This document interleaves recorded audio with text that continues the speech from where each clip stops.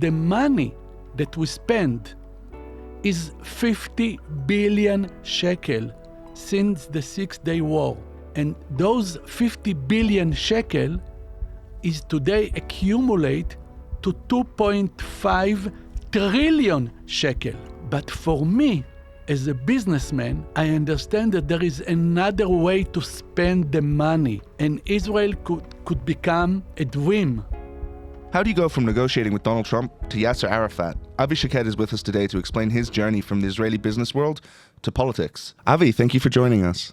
Thank you for inviting me. So give us a little bit of background, where you come from, and just so we get a sense of who you are. I am born in Israel, graduate in Ben Gurion University, finished my degree as chemical engineering, work as a teacher in the Jordan Valley, in the Kibbutzim area, in the Kinneret area, and was also a chemical engineering over there, doing two jobs, teacher and engineer.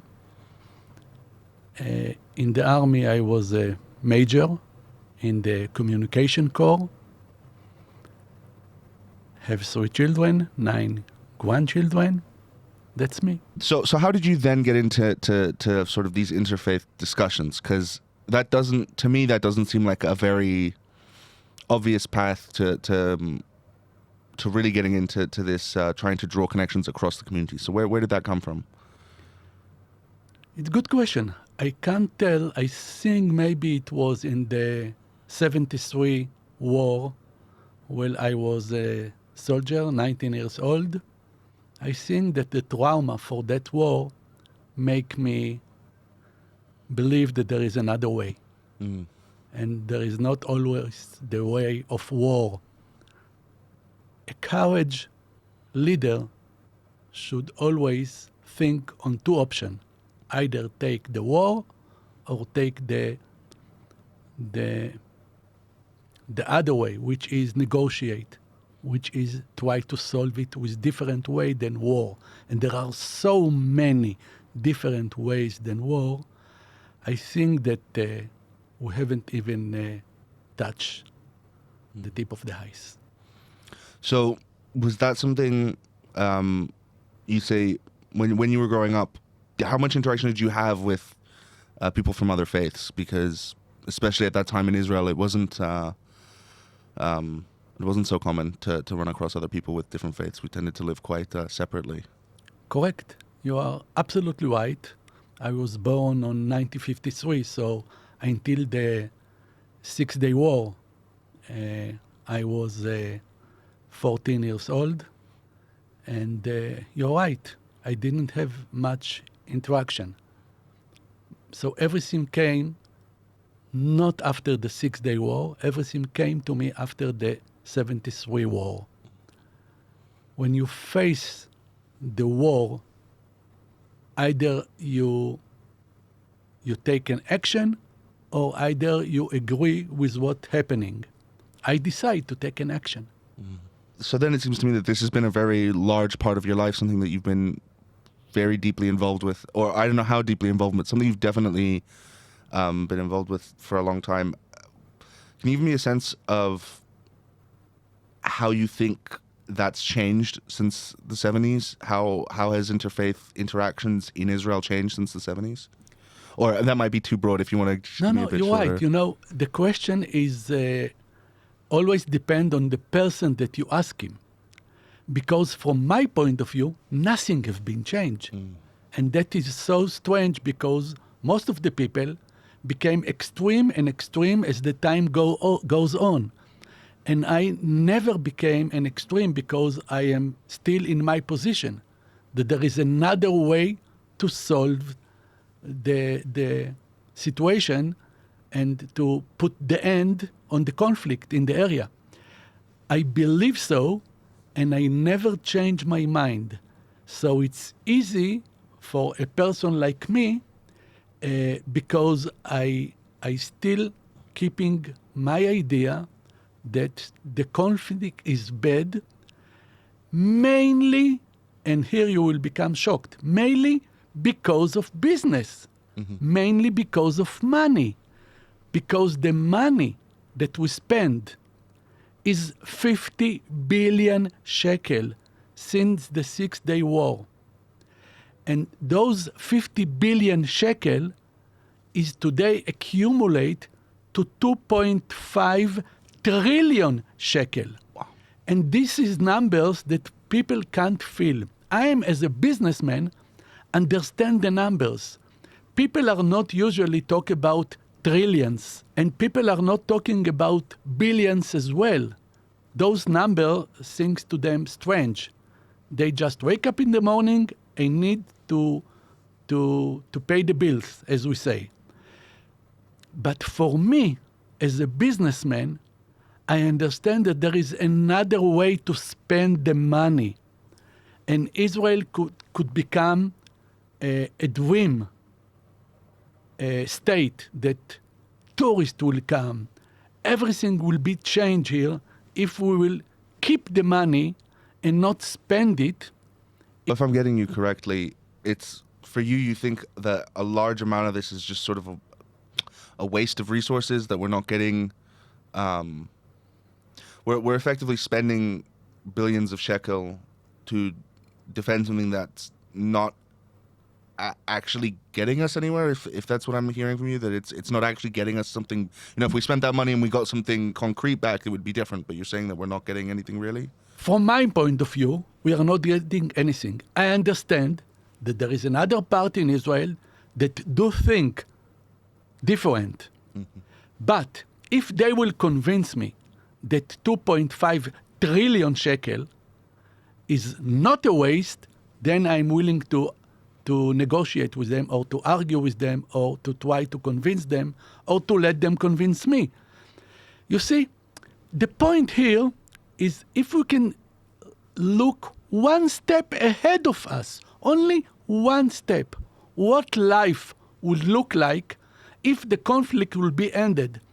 And this is something that no one is doing. And I'm willing to take you only this step. This step will let people cross to the West Bank whenever they want and walk there whenever they want without any problem of being attacked. And going to East Jerusalem, to the Wailing Wall, without being attacked. Why? Because we will let the other side have their own country. Once they have their own state, they will control it better than what we are doing today. What we are trying to do? We are trying to defend our settlers living in the West Bank today. But if we will let those settlers stay there, live there, they will be defended much better than the Israeli army. And this is one step that no one is willing to consider it. And I insist that the Palestinian will take care on the settlers much better than the Israeli army is taking care. Definitely, if much more people can go and visit the West Bank, so it's going to be tourists coming to the West Bank. So it's going to be two-way street. And whenever there is a two-way street, this is a solution. And this is where I'm aiming for. So if I'm hearing you properly, what you're saying is that we kind of have to maybe paradigm shift how we view the conflict, because up until now, effectively, the idea has always been, well, we're not going to leave any Jews in Arab-held territory. Anywhere that's handed over to the Palestinian state, all the Jews will be pulled out. But you're saying that maybe that's not the right way to think about it, and that we should instead maybe think we're going to have to trust them anyway. We will have to trust that the Jews living there will be safe, if that's correct. That's correct. And let me say a little bit more. Let's put some numbers here. Okay. Today, if we will keep Ariel, if we will keep Ma'ale Adumim, and if we will keep Gush Etzion, those three territories are understanding that whenever we will put the end of the conflict, those places are going to be kept in Israel. The rest is 32,000 households or families. This is the number. Of course, any one family in the West Bank is important to me. Of course. But when I'm saying 32,000, which means that those 32,000 will have the two options. Either to stay there, which I hope that they will agree to stay there. I don't want them to move away, like what happened in Gaza, what Ariel Sharon did. Mm-hmm. I hope that they will stay. But of course, if they would like to move back to Israel, we will give them the same house they had in the West Bank. But I am saying, and I'm talking to those 32,000 people, families, please, you have to believe that no one wants to hurt you. And you have to believe that the Palestinian has other side than what we are today seeing. And why is that? Because today we don't find the Palestinian state. We find only terrorists that coming to attack. And have you ever noticed that there is no terrorist in Palestine? And why is that? Because they want to take care, they know how to take care on their people, citizen.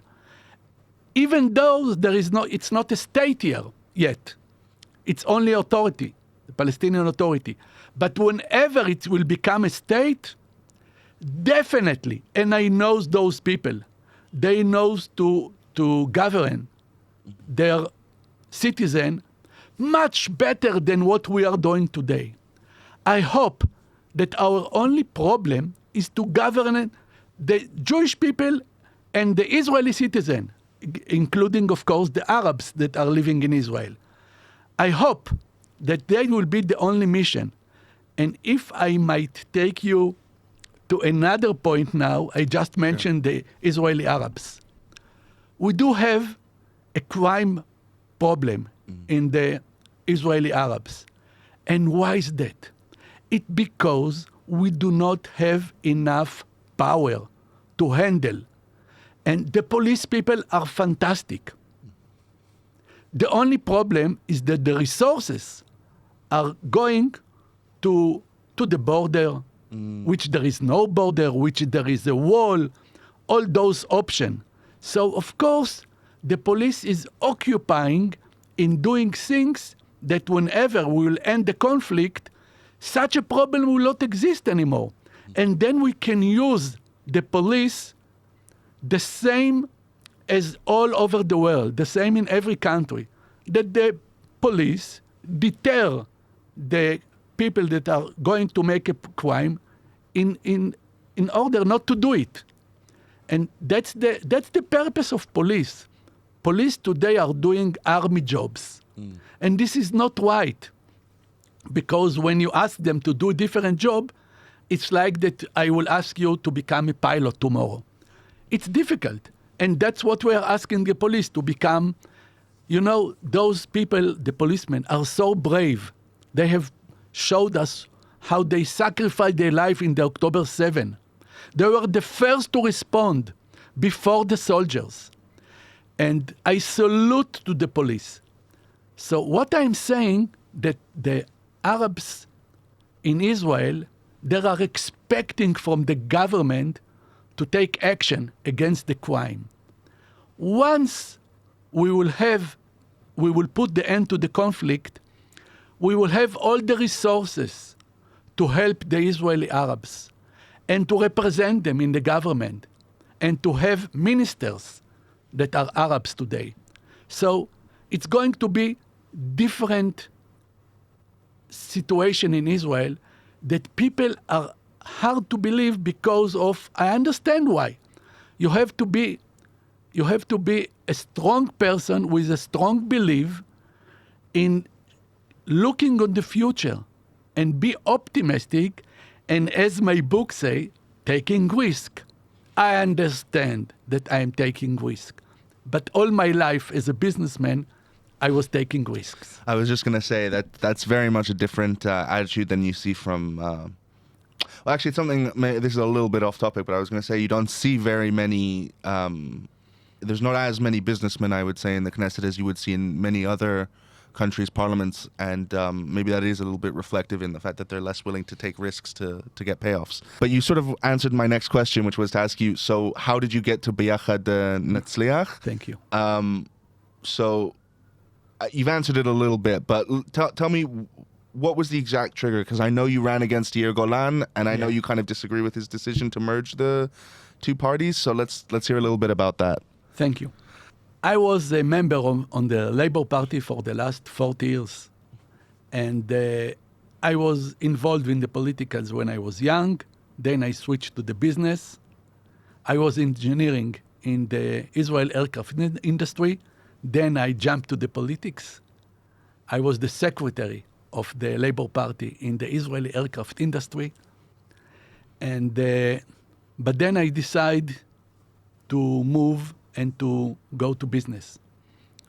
I did it, and always I was looking on the other options of doing things. For example, on 2000, there were two triggers, okay? So let me start with the first one. The first trigger was 2000, when Barak came from Camp David after Bill Clinton was trying to make the last move to help us. Mm-hmm. And there was not enough courage from Barak to shake the Arafat hand and to withdraw to 67 line. This is the 2000 campaign. When he mentioned that there is no partner. Well, we didn't have, internally, Barak was not the right partner. Mm-hmm. But that's the way, that's Democrat. And then Yossi Beilin came to me and say, Avi, I went out of the government. Can you offer me any job? I said, sure. What was the last one that you did? Out of Minister of Justice? He said, I was continuing negotiation after the Camp David collapse in Taba. I said, wow, can you continue doing it? He said, yes, it's a lot of money. I said, I will support it. Mm-hmm. And everything was in my office, in 888.com. I apologize for doing it. But I admit, everything was done in my office. And Yossi connected to other people, like Amnon Lipkin-Shachak, Amram Mitzna, Dave Kimchi, Amos Oz, Giora Inbar, Nechama Ronen, Shaul Arieli, Shlomo Brom, I apologize, Dror Sternschus,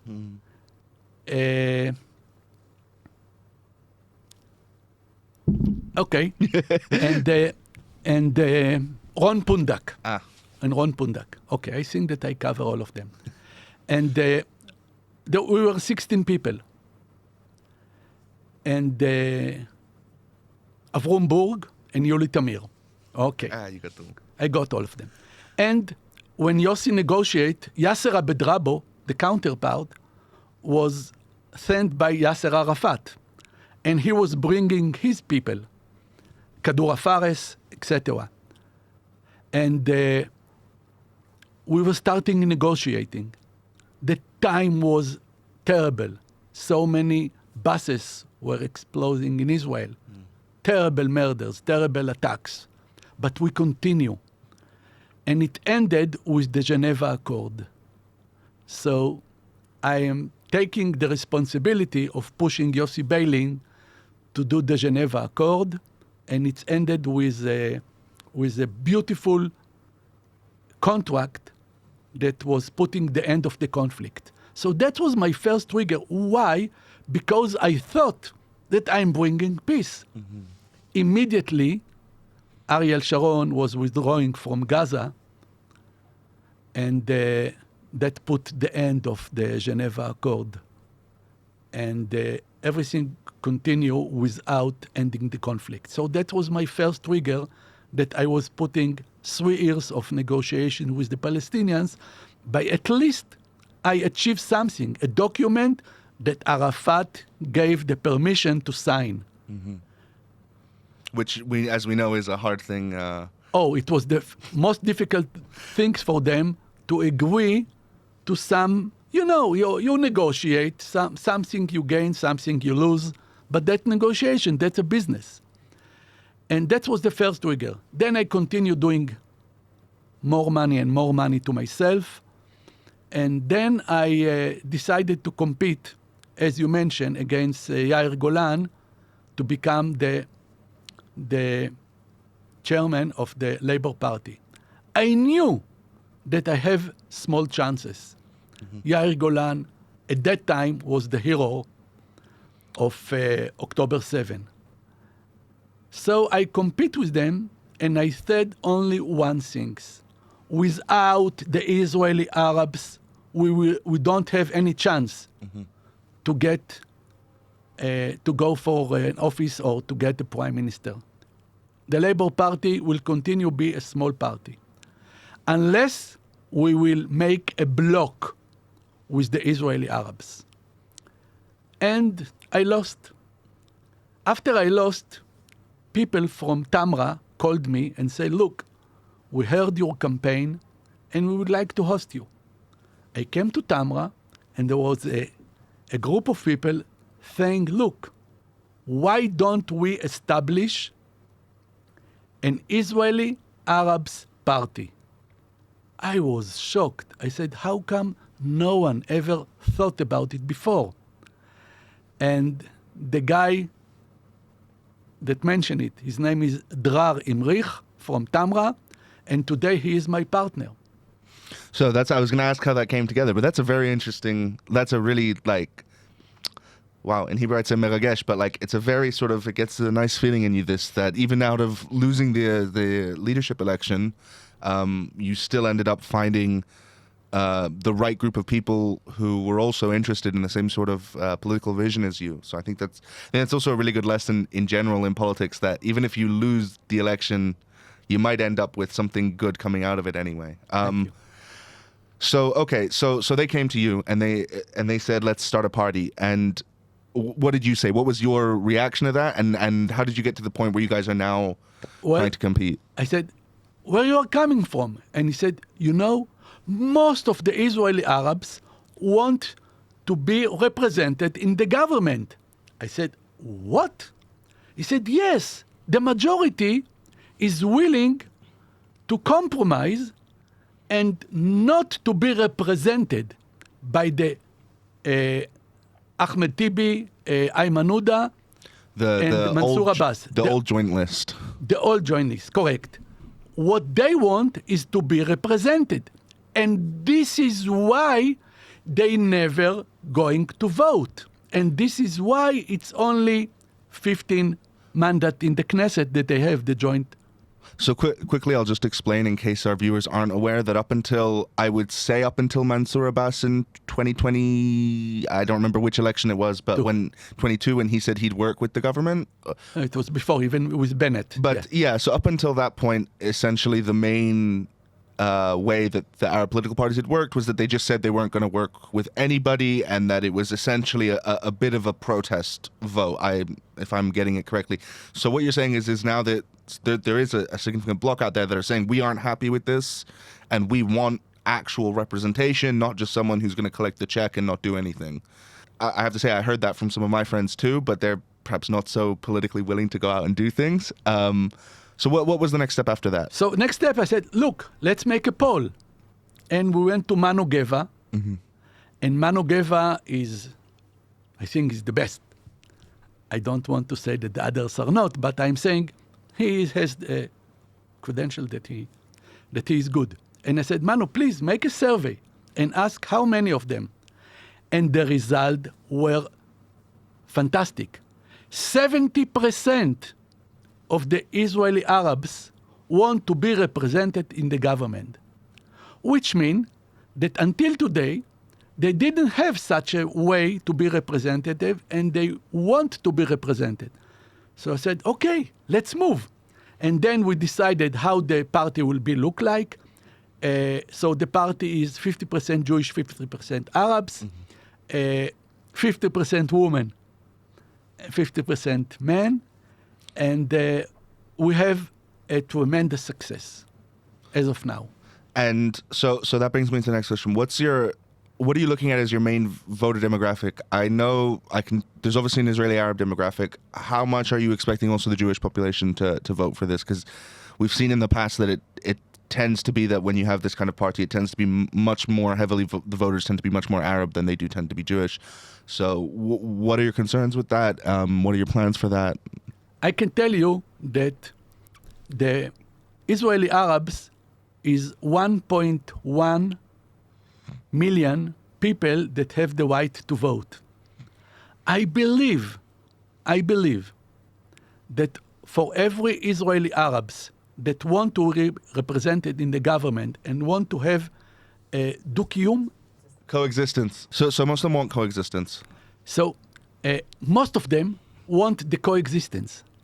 And I believe that for every 1.1 million Israeli Arabs that will go to vote, there is one Jewish that will have the same feeling. So if there is 1.1 million Israeli Arabs that want the coexisting, there is also 1.1 million Jewish that want the coexisting. And that's it. If we will have the 2.2 million people that will go to vote, I am the next Prime Minister of Israel. Mm-hmm. So that's great. And we love positive thinking and optimism, but let's be a pessimist for now, because that's, I think, unfortunately, a lot of the modern age, we're very pessimistic. What's the problem with this? How can you tell me that there will be all these people, but if you're, say, the average Jerusalemite or the average, the average person living in the West Bank, how can you say this? They're living their whole lives with regular attacks and constant feelings of inadequate safety, and the idea that every day there could be a stabbing, a shooting, or something. So how do you convince these people that there is actually a path and that there is actually a way to do this? Yuval, you mentioned the main problem, and that's it. Either you are an optimist or either you are a pessimist. I believe that most of the people that are afraid are pessimists. I believe that all the brave people are optimists. And in order to be in Israel an optimist, you need to be a brave person. And I believe that internally I am brave because I am willing to take the risk, because I know what is on the way. What is the situation if I will not be an optimistic, or what is the situation if I will be pessimistic? And the pessimistic will always go to the war, and the optimist will always go to end the conflict. I do understand that I am not representing 100% of the population in Israel. But I do believe that I represent at least 2.2 million voters. Say there's someone sitting at home and they're sort of very nervous. Say they live in one of the settlements that you're saying, not one of the 3 blocks you mentioned that will stay with Israel, but say one of the smaller settlements, and they'll say to you, oh, that's all well and good, I'll get a house in Israel, all of this, but I want to stay here for religious reasons. I believe this is the place, where Abraham lived, it's where Jacob died, it's all of these things. What would you say to this person? I will respect him, and I will protect him, and I will take whatever needed in order to fulfill his needs, in order to fulfill his belief. I also Jewish. I also believe in Me'arat HaMachpelah in Hebron, in Kever Rachel, all those locations. Even in Kever Yosef, those people that want to go there and to pray, I always respect them. The only way to respect those people is only if we will let the Palestinians have their own state and let the Palestinians protect them by committing to the world, to me. And you know what? We have so strong army in Israel. I am as a major. I know exactly what the power of Israeli army.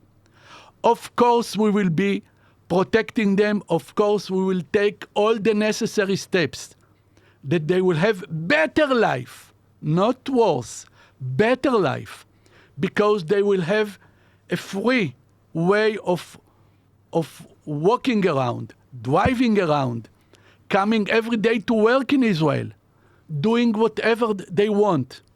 Those people that will be in the West Bank will have better life. I can assure them, I can give them my word that that's the main issue that I will handle with the Palestinian Authority just before we are signing the contract.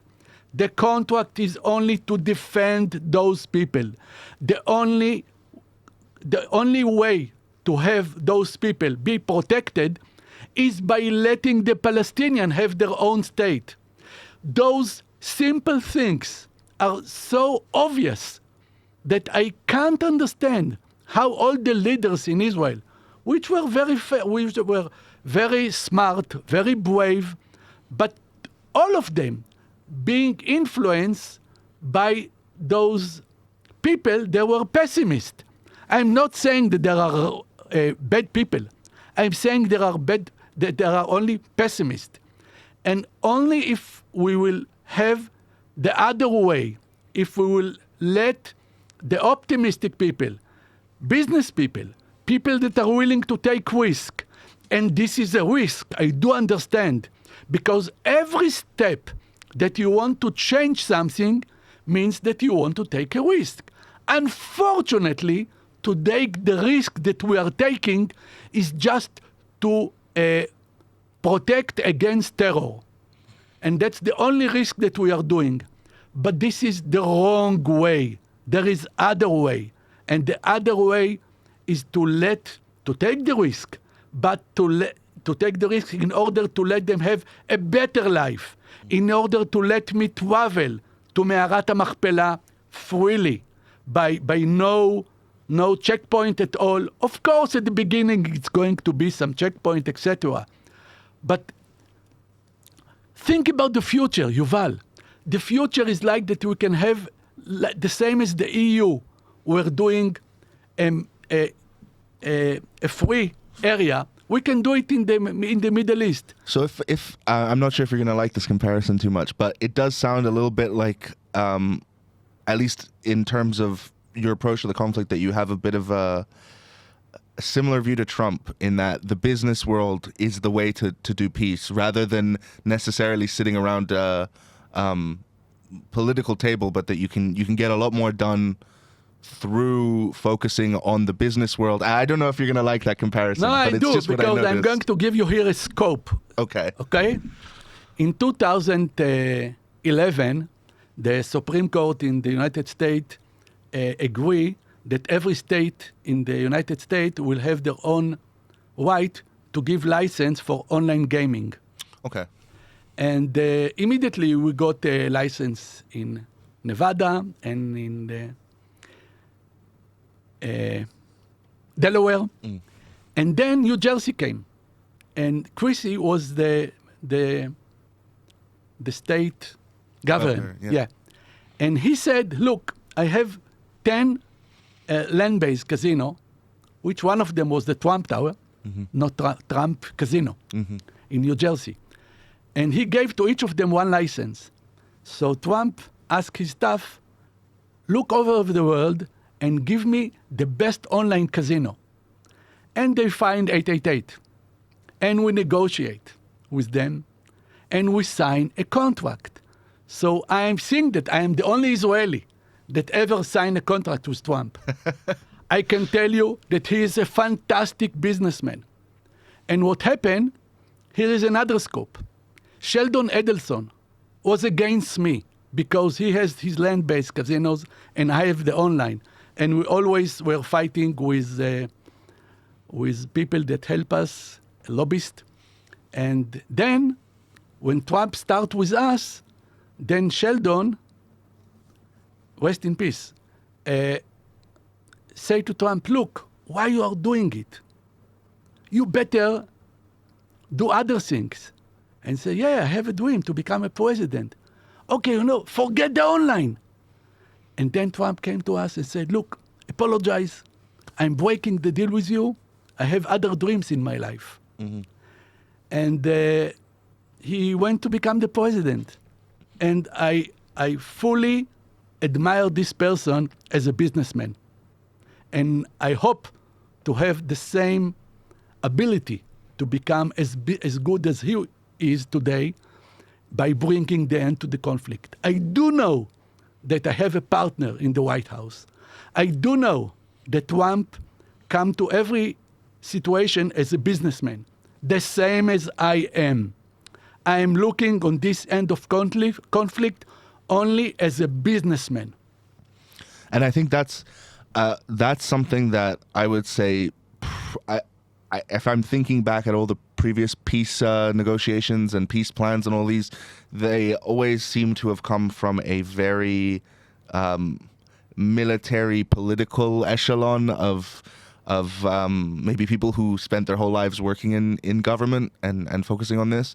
So it's quite interesting to hear very much this perspective of actually business will help us bring peace, and that it's working together to make money that tends to help bring people together. And I think that's really interesting to me, actually. That's not something, it's something we don't really hear about so much here is the business side of everything.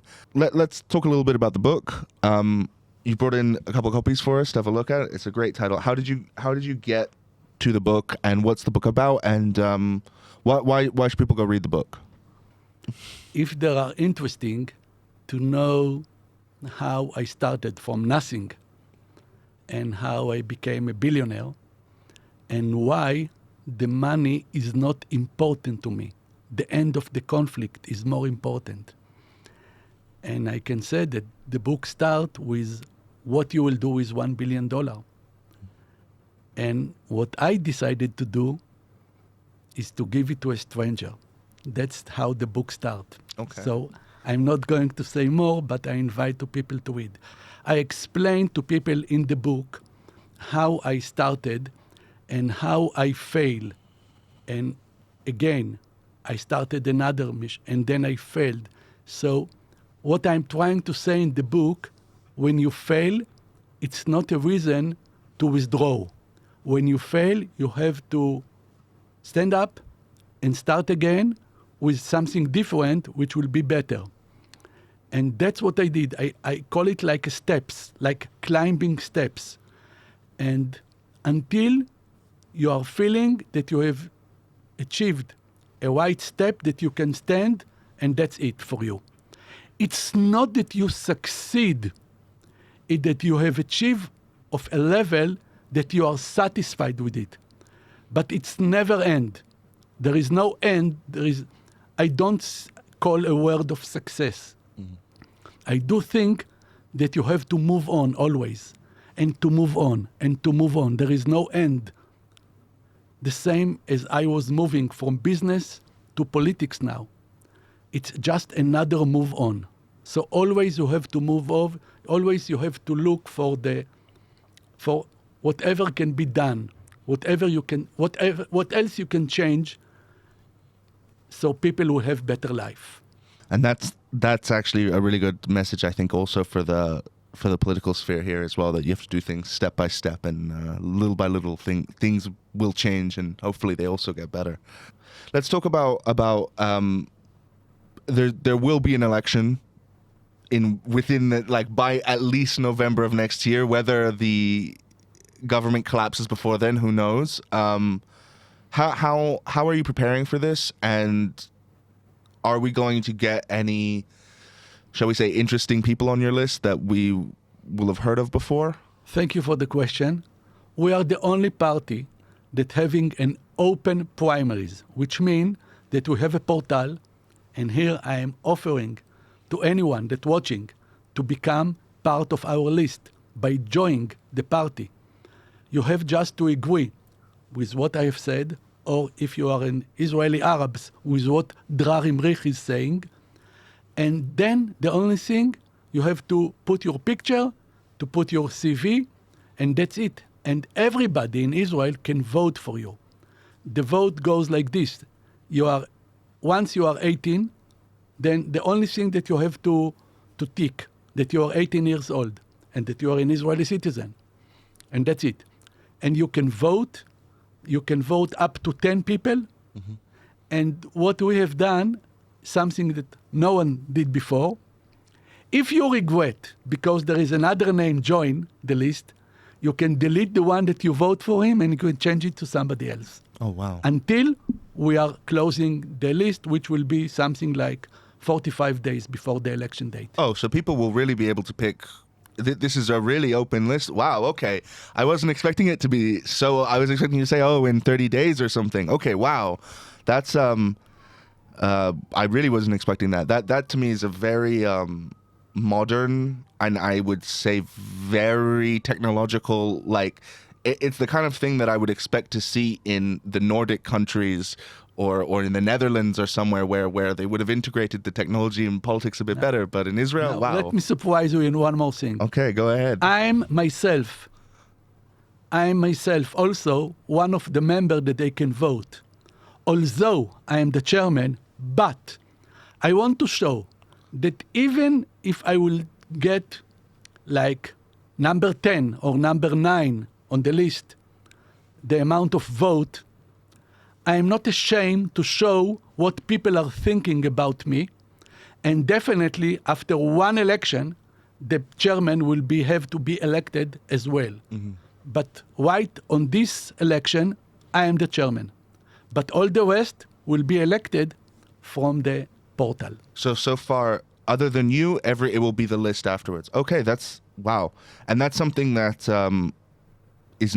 that kind of, I want to say, political openness in a political party here is very rare. Most parties aren't so willing to allow the voters to be that open with their choices. That's actually really interesting. Okay, Avi, this has been a very, very interesting conversation. I've really enjoyed this. Thank you for coming. And if you've got any final words you want to tell people, please let them know. Again, I want to promise all the citizens of Israel that Beyachad Natzliach is a party that is going to take care of you. All of you, all the Israeli citizens will be glad that such a party exists and such a party is supporting them. So before I am asking you to support me, I am promising you that I will support you, whoever you are. Thank you so much. Thank you.